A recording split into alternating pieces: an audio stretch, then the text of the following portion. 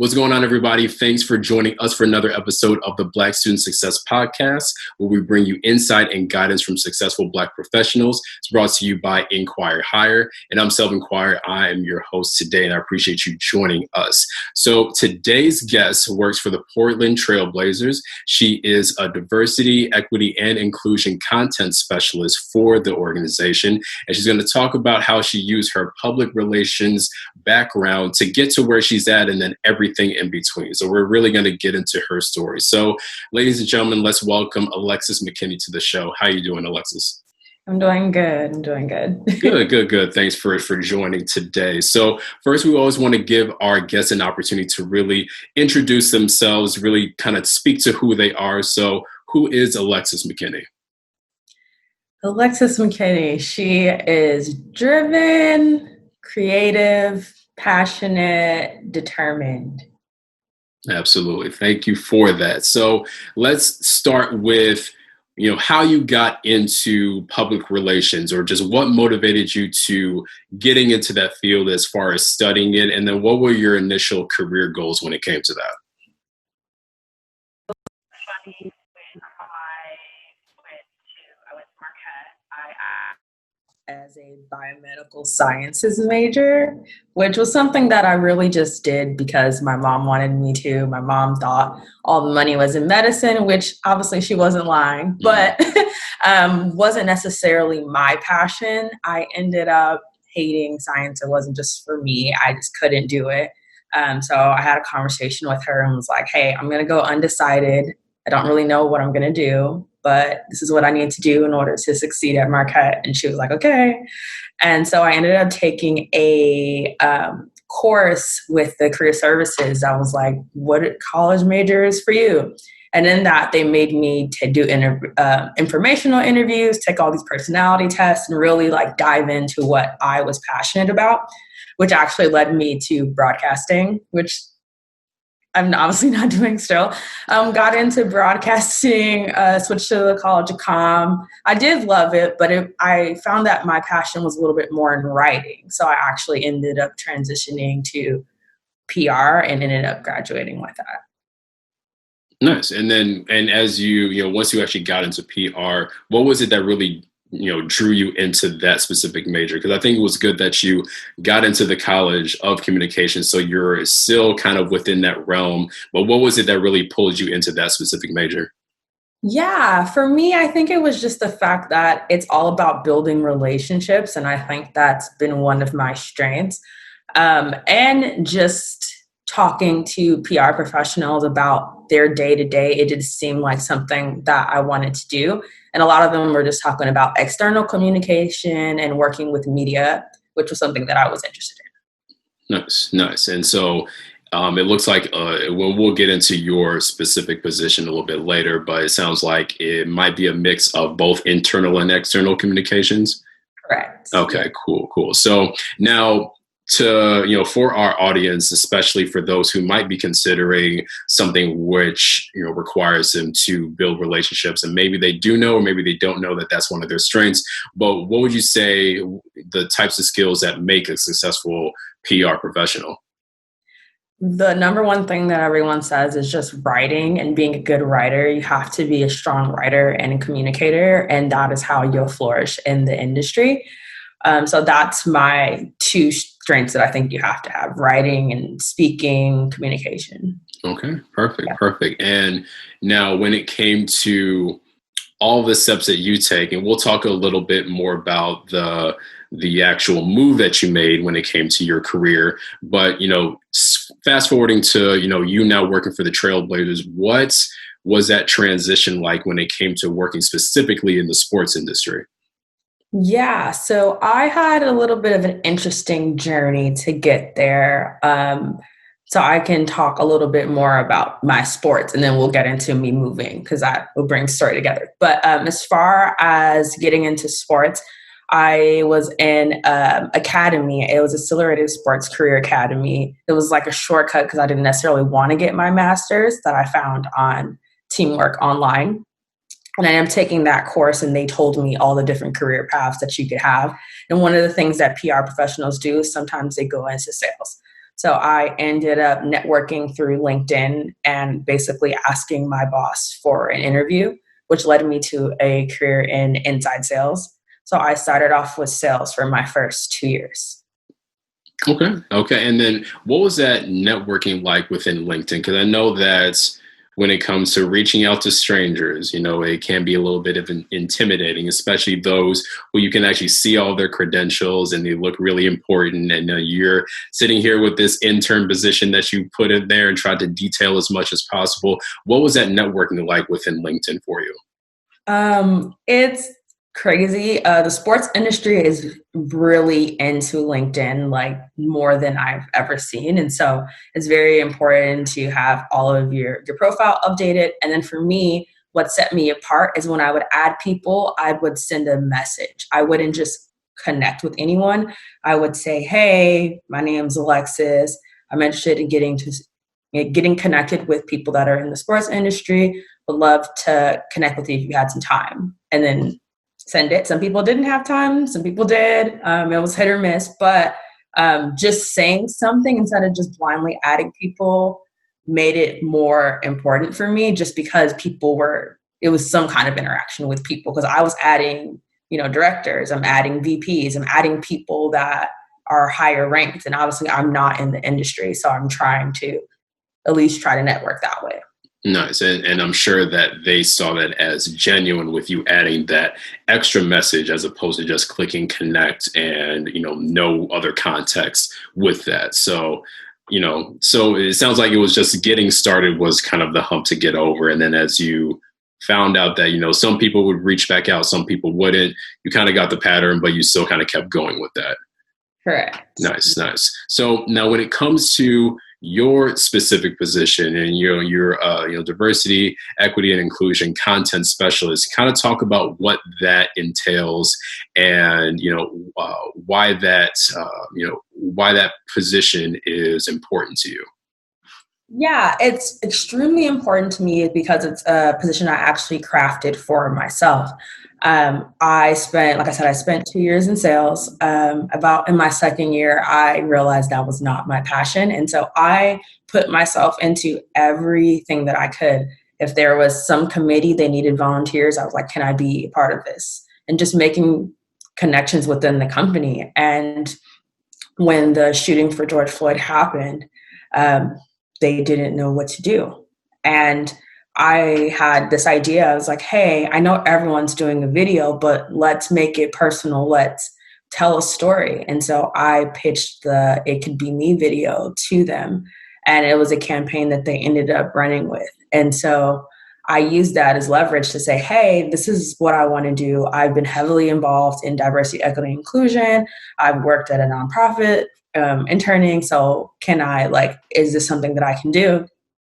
And because I spent those few years building the relationship, our CMO was like, yeah, draft me up your position, what you want to do, and then we'll see if we can make it happen. And so they ended up making it happen. And basically what my job title is one, I get to review content. So anything that is coming out, they can send it to me just to look over, make sure that this is inclusive, this is representative of everybody.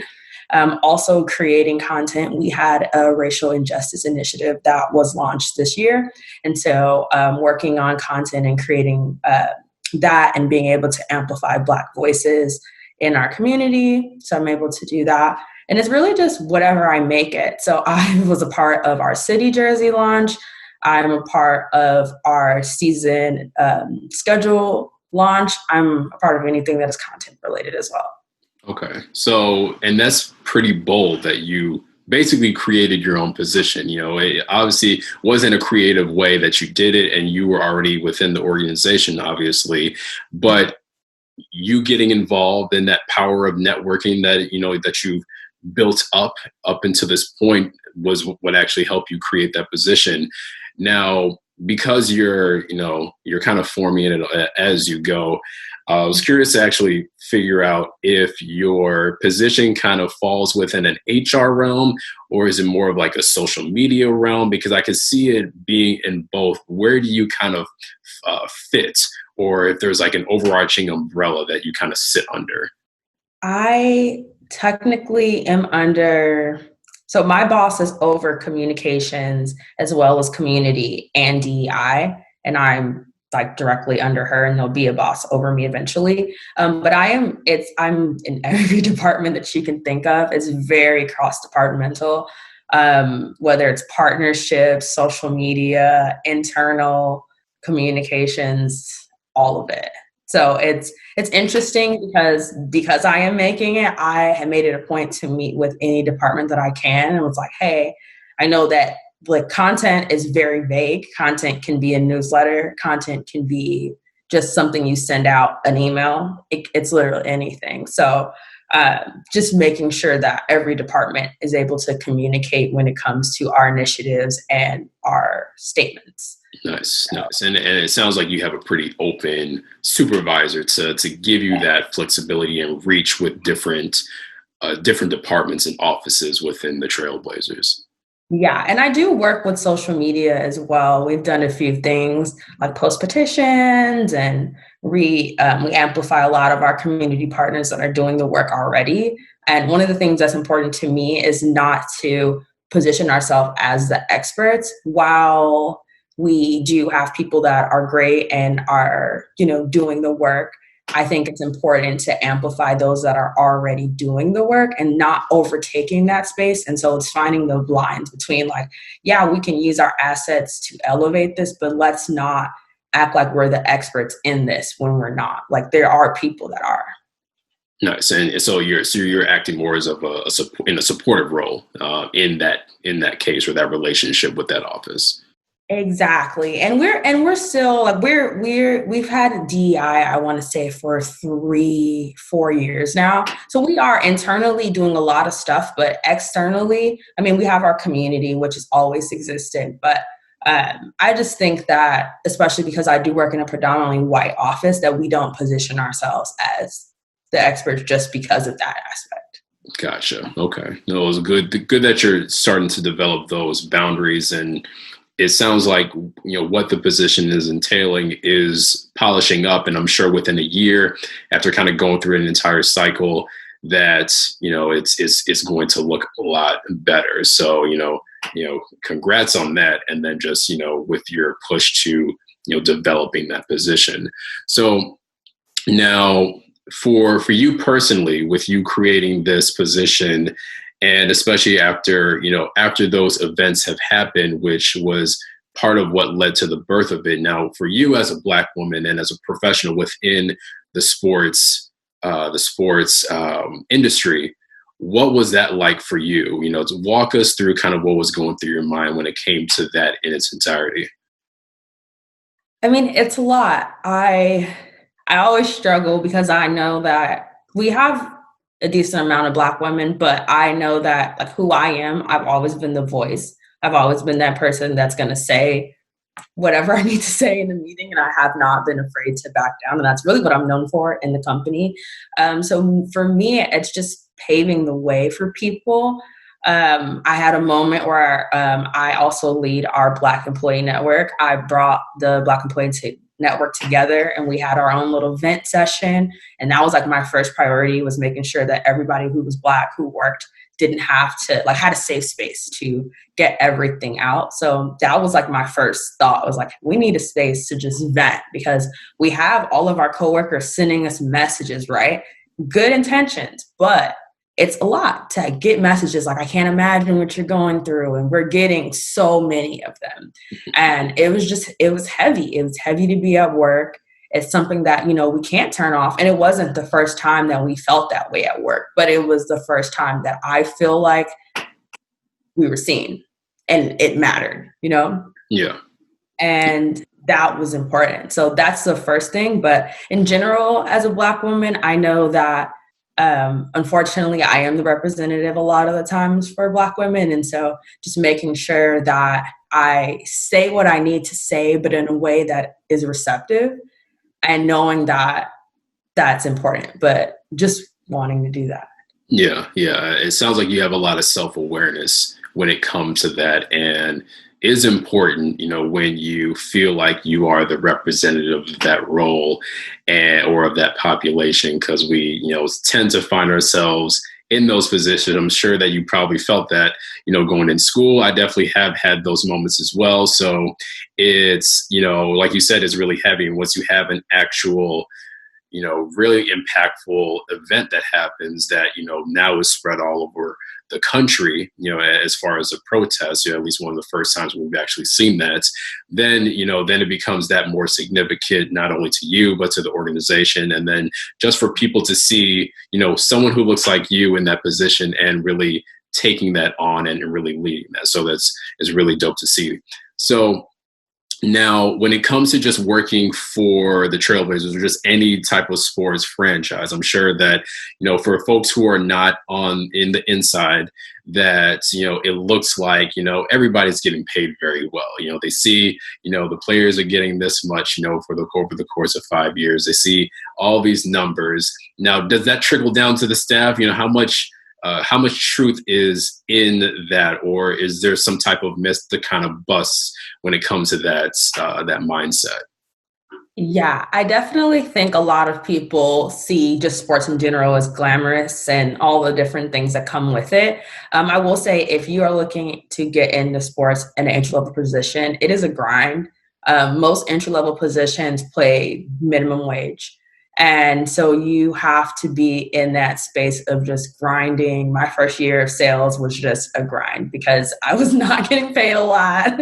And that's how most entry level jobs are. And obviously you get paid more as you move up, but it is a grind, and sports doesn't pay as much as things. We're not getting players money, or anything close to that. So it is a grind. So I tell people that if you want to get in, you have to be serious, because that first year is a test. There you go. Well, I appreciate you, giving that insight when it comes to that aspect of it. Now, when it comes to your relocation, and we kind of touched on that, and this will give you the opportunity to really, delve into that a little bit more. Specifically for your career path, did you feel like it was necessary for you to make that transition? And just to give some context, you originally in Milwaukee, correct? And then moved out to the West Coast? Yeah. All right, yeah. So what was that like, or did you feel like you needed to do that to get to where you want to go, or at least where you're at now? So this is a twofold question. So I'll say for me, I don't necessarily think that I had to move, but I think that a lot of people don't believe Milwaukee. And so I always made it a point to just want to move. And I really didn't know what was going to happen.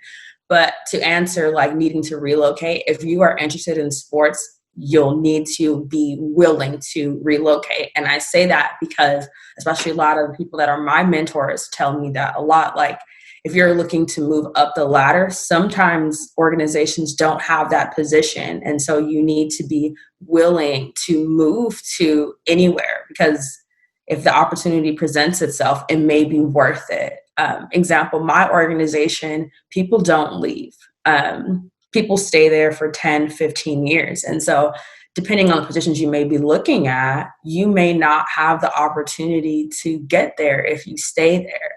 And so you'll have to be willing to relocate. And I think that's important. Sometimes you get lucky and you're in a sports city and you have 3-4 teams, but sometimes you're not, and you'll have to relocate. So I do say that if you're interested in sports, you should be prepared to move just in case. Nice. Now, when it comes to your experience with that move, what that looked like for you, if you were to look back and do some things differently, or look at some of those things that you did with your move and say, hey, I'm really glad that I did that.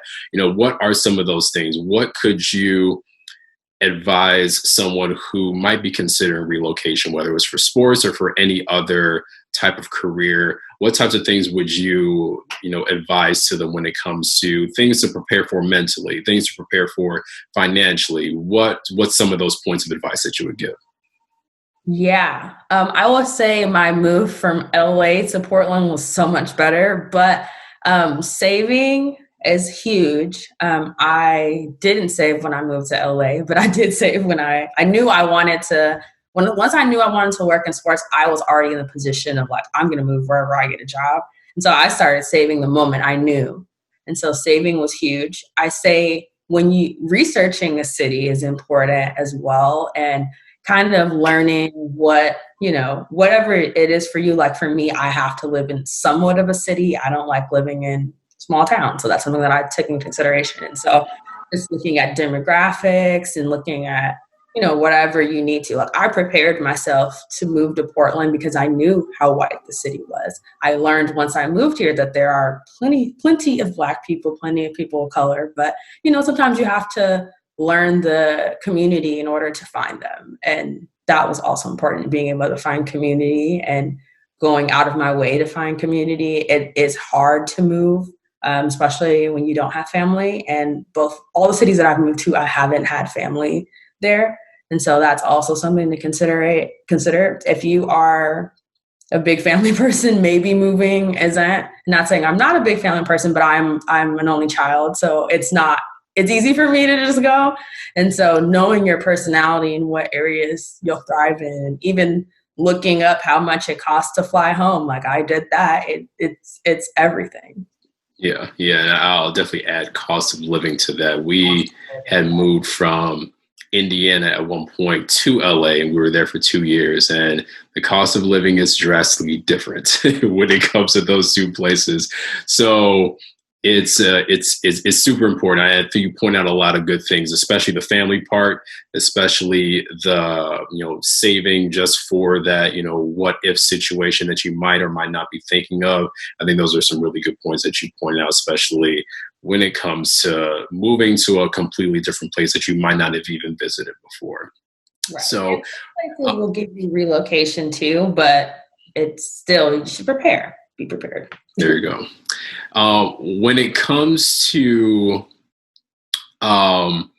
everything going on now, and especially because your job is in some way tied to some of those events that are happening in our country, what types of things do you do to kind of take care of yourself? It must be a lot, especially in your position, even though it's been, crafted to your liking in a sense, but it does have its burdens, if you will.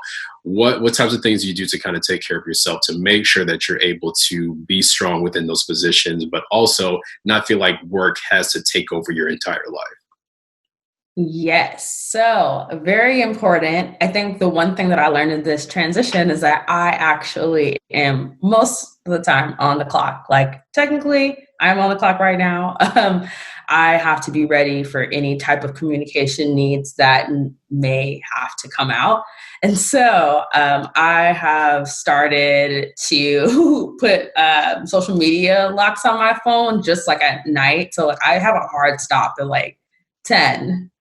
And every day I'm like, I have to turn my phone off. And so there's a phone setting that's like before you go to bed, and it'll like shut off all your apps. And so I have a strict like detox. Like I can't after 10, just because I have to pay attention to socials. Like if somebody comments on one of our posts, or if somebody calls us out and says we're racist or whatever, because you never know. I have to be ready to come up with a communication if my boss wants me to, or if we decide if we want to address it or if we don't. And that's something that's always, I'm still learning how to balance.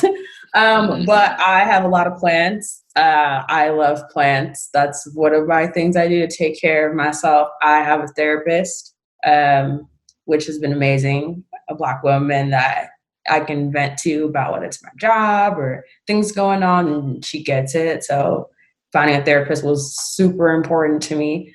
And just relying on my friends and family. It is hard being in a pandemic and having to do this job virtually and making sure that I'm not overwhelmed. And so that was like top, and keeping a planner and calendars and everything that needs to keep myself organized. There you go. Well, did it take a while to get to that point of realizing that you needed to have these things in place? Yeah, I think I realized I needed a therapist at the end of last year. I was like, okay, I'm going to get one. And that process was a lot, but I ended up getting it before COVID, which is a blessing. Um, but I definitely, it took some time. It took some time, and it's different now because usually this is the time where we're ramped up. The season's going to be starting.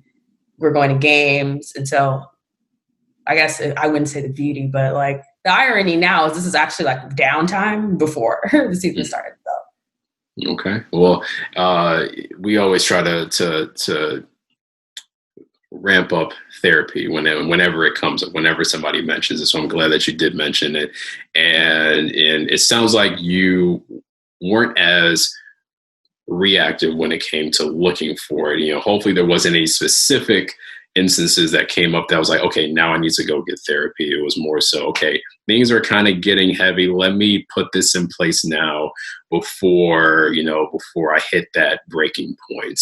What was that? What that was like, or I actually had a friend that was in therapy and would just talk about how much it helped her and how much she just needed a therapist and thought everyone needed one. And so I started that process, and it was unfortunate because of COVID. It took a long time to figure out the rework of getting a therapist and doing the work. So I meet my therapist virtually, which is different than how it would normally go. But yeah, it was just a friend being like, your mental health is important and you should get one. And the thing about Portland is it gets really dark in the wintertime. And so like the lack of sun and lack of vitamin D actually affects your mental health a lot. And so my seasonal depression when I first moved here was just a lot. And it took me a while to realize, even call out and realize what it was. And then you even had that, even with growing up in the Midwest, you still kind of went through that seasonal depression, again, just strictly based from the sun. Right, Yeah. exactly. Okay. All right. Well, glad that you got those things in place, and that you're able to put those boundaries on your job. I think it's important that you have those hard stops, like you mentioned. Using technology to do so that you don't have to worry about yourself. Inching to check what somebody commented at work. So I'm glad that you have those things in place. Now, before we wrap up everything, in your line of work, it's a matter of making sure that the things that are going in and out of the company that you work for are, inclusive, and making sure that they, don't offend anybody, which is, best case scenario. So if you were to think of any type of, fictional world, it can come from a book, a movie, whatever.